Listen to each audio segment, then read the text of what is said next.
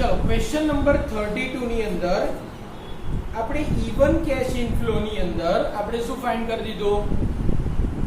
V have already calculated payback period, net present value, profitability index અને IRR. એટલી વસ્તુ શોધી. વાત કરીએ અનઇવન કેશ ઇનફ્લો.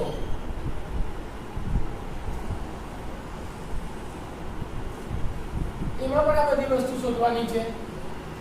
હવે અનઇવન કેશ ઇનફ્લો હોય, આપણે ઓલરેડી વર્કિંગ નોટમાં કેશ ઇનફ્લો શોધેલો છે. તો યર લખીશું 1 2 3 4 and 5. કેશ ઇનફ્લો આપણે ગણ્યો તો, મને લખાવો કેટલો હતો કેશ ઇનફ્લો યર 1 માં? 40,000. આપણે પ્રોજેક્ટ બી ની વાત કરીએ છીએ. યર સેકન્ડ માં 60,000, યર થર્ડ માં 20,000, ફર્સ્ટ માં 60,000 છે, સેકન્ડ 30,000, થર્ડ 20,000, ફોર્થ 50,000.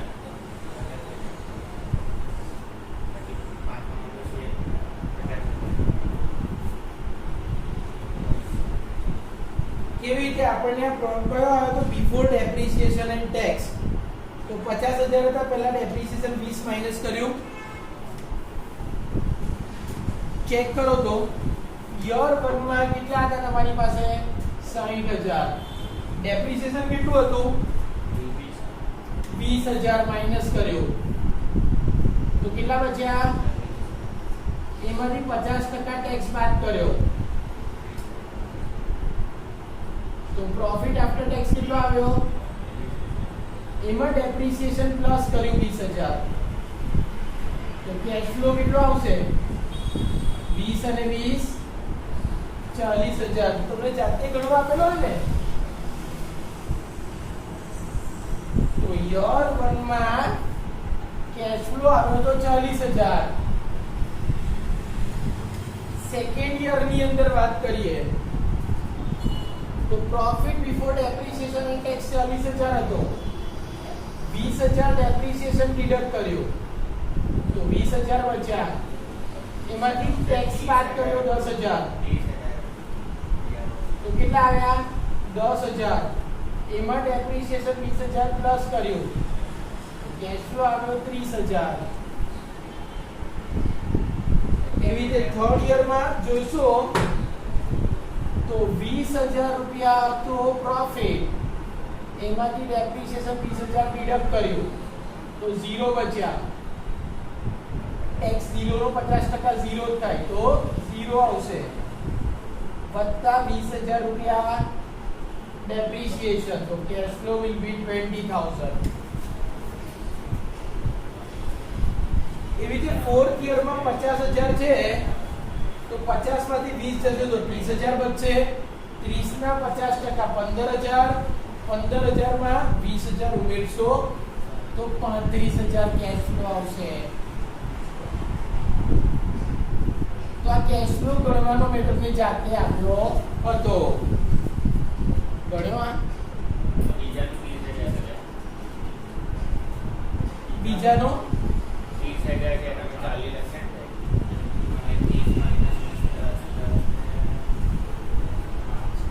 બીજા વર્ષમાં 40 ઓછા 20,000. 25,000 આવશે સર. કયા વર્ષમાં? બીજા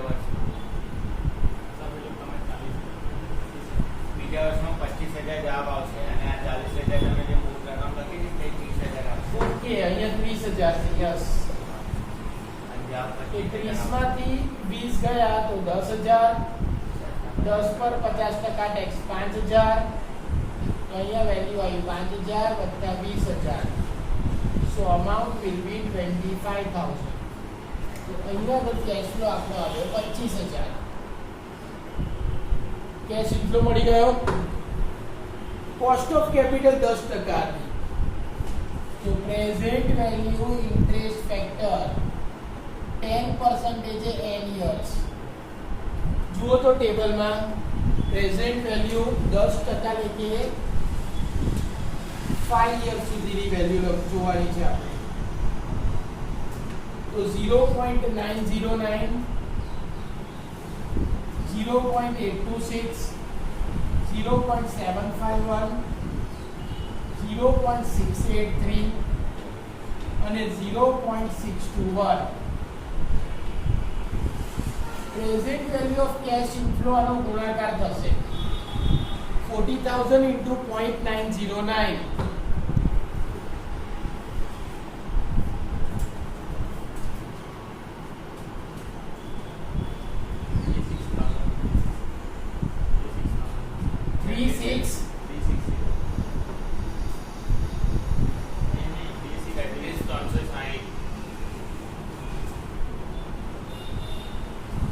$25,000 into 0.826.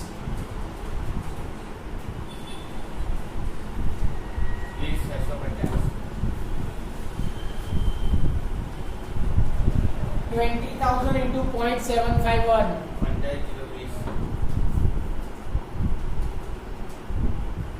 35,000 into 0.683.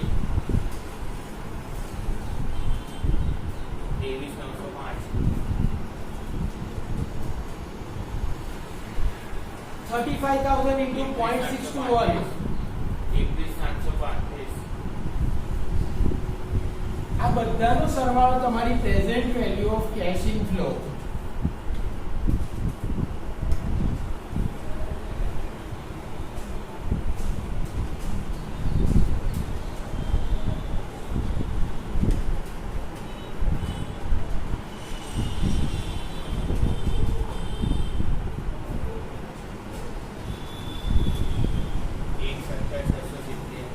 $1,17,670 minus present value of cash outflow કેટલા હતા?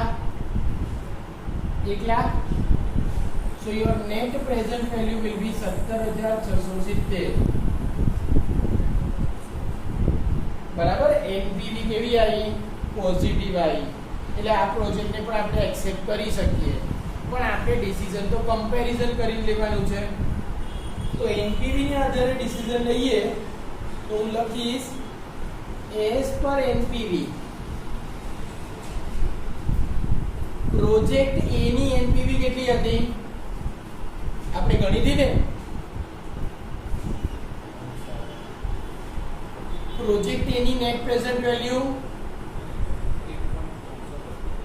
Net present value 13,700.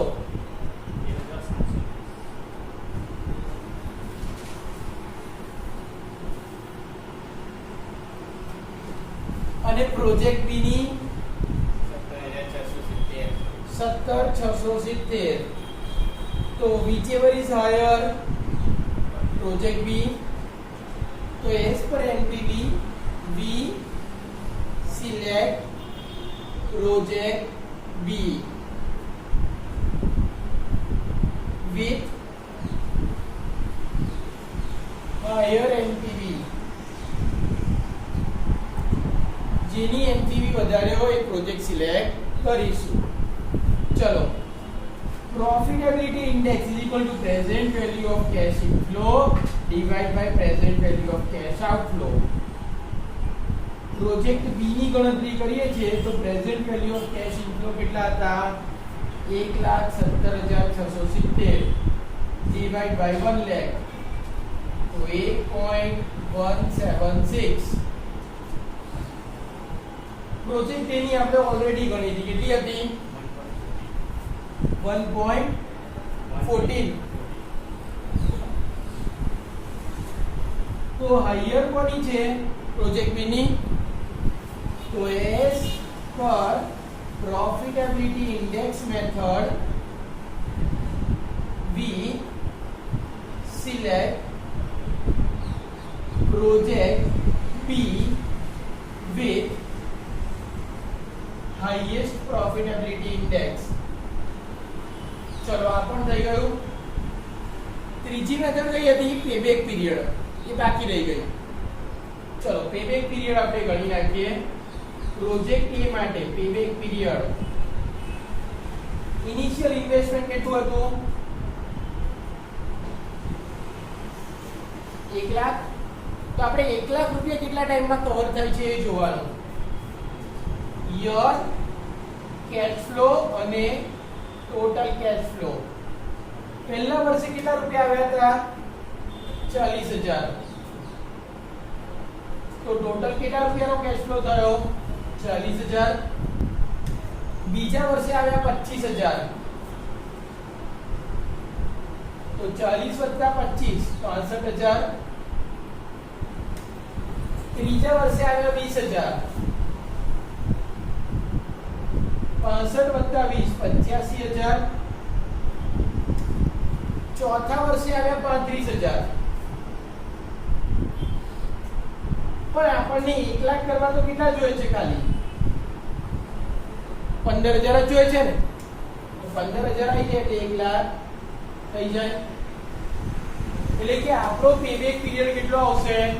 તો પેબેક પીરિયડ = 3 years પ્લસ 15,000 જોઈતા હતા અને 35,000 આયા તો 15,000 / 35,000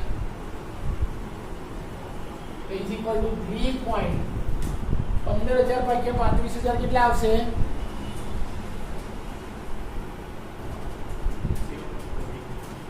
0.43.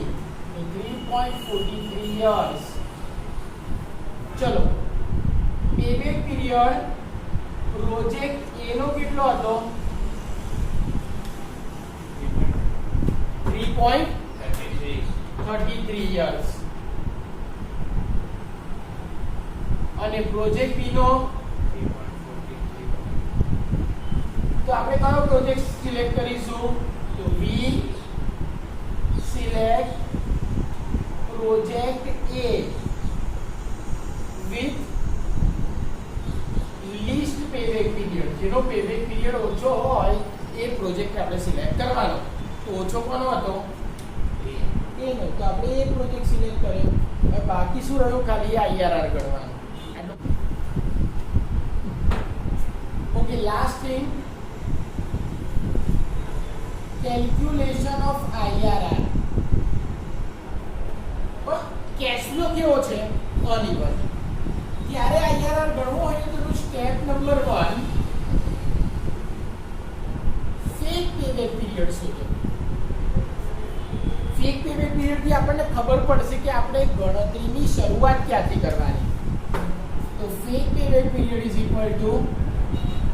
Initial outlay / average cash inflow. Initial outlay તો 1 લાખ હતા, પણ એવરેજ કેશ ઇનફ્લો કઈ રીતે મળશે? તો ગણીએ આપણે. એવરેજ કેશ ઇનફ્લો બરાબર total cash inflow / total years. Total years 5 હતા. હવે આપણે કેશ ઇનફ્લો શોધ્યો તો 5 વર્ષનો, એનો સરવાળો કરો.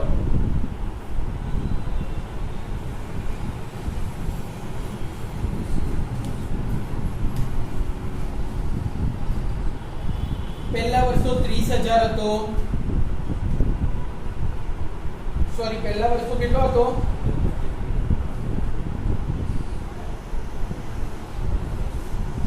40,000 હતો ને. તો ટોટલ કેટલો થાય છે?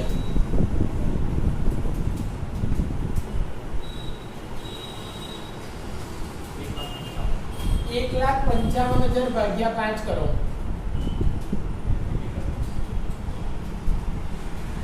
31,000.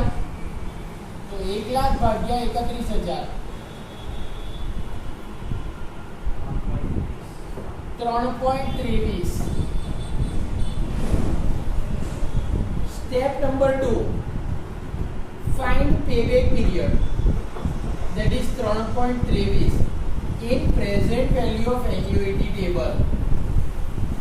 In કેટલા વર્ષ હતા? 5 years. એક જ વર્ષ શોધવાનું નજીકનું, જે 3.23 ની નજીક આવે. તો કયું table? Table number 2, present value of annuity 5 વર્ષમાં 3.23 ની નજીક.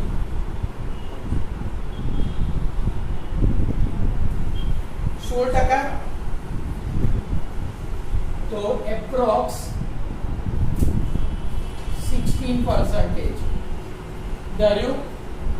એટલે હવે ગણતરી ચાલુ કરવાની. 16% લખીએ તો ચલો યર હતા અમારા આપણા 1 2 3 4 5. કેશ ફ્લો પહેલા વર્ષે કેટલો હતો?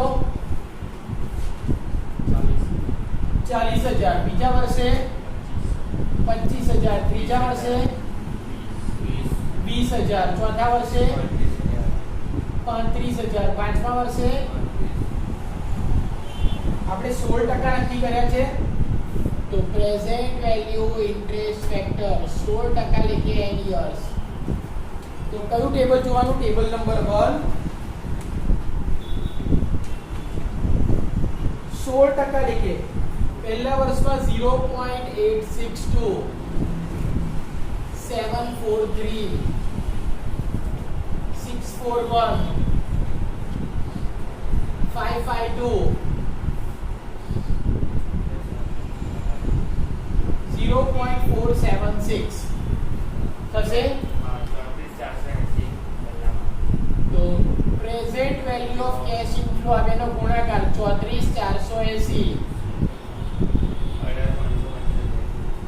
18,575 820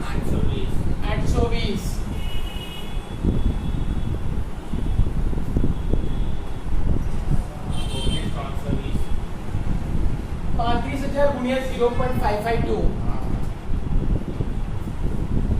19,320 અને 35,000 ગુણ્યા 0.476 16,660. આનો સરવાળો that is total present value of cash inflow.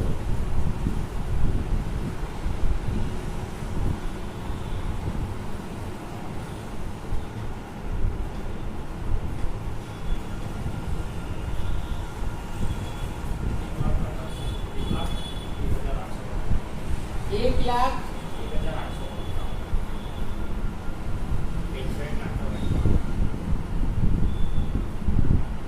Minus present value of cash outflow કેટલો હતો? તો એનપીવી કેટલી આવી ગઈ? 1855. એનપીવી પોઝિટિવ આવે તો ટકા વધારવાના અને એનપીવી નેગેટિવ આવે તો ટકા ઘટાડવાના. તો આપણે અહીંયા 16% લખી લઈએ કે ગણ્યું તો પ્રેઝન્ટ વેલ્યુ ઇન્ટરેસ્ટ ફેક્ટર 17% લખીએ એન યર્સ. તો 17% લઈએ 0.855 0.731 0.624 0.534 0.456. હવે present value of cash inflow 40,000 ગુણ્યા 0.855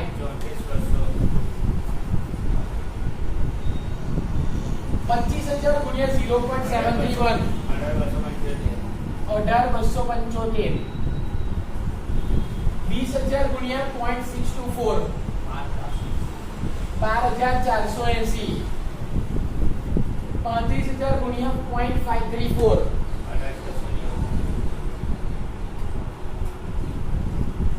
35,000 ગુણ્યા 0.456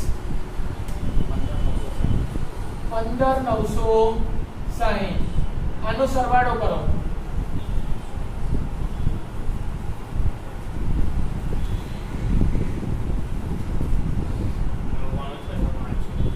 $99,605.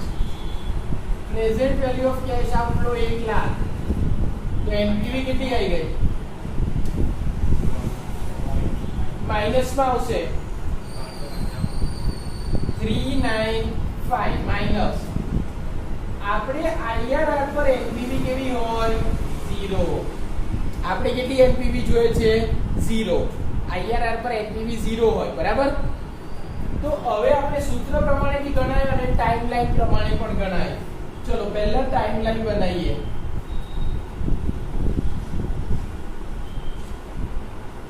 ચલો કેટલા ટકા હતા? 16%. NPV કેટલી આવી?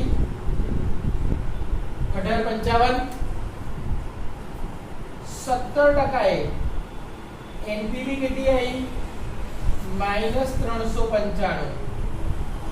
આપણે NPV 0 જોઈતી હોય તો ટકા કેટલા? તો 16% તો વધારે જશે. 16 કરતા તો વધારે જશે બરાબર. તો હવે શું જોવાનું? પહેલા આનો ડિફરન્સ જોવાનો. ડિફરન્સ કેટલો આવશે? 1855 ઓછા 0 બરાબર 1855 જાય. અને પછી આપણે આનો ડિફરન્સ જોવાનો. આના ડિફરન્સમાં ખાસ ધ્યાન રાખવાનું, ડિફરન્સ માટે મોટામાંથી નાની રકમ માઈનસ થાય. તો મોટી રકમ કઈ હતી? 1855 માઈનસ -395 તો પ્લસ થઈ જાય 1855 વત્તા 395 કેટલા? 2250. તો આપણે ઇક્વેશન મૂકીએ. જો ડિફરન્સ 1% હોય તો NPV નો ડિફરન્સ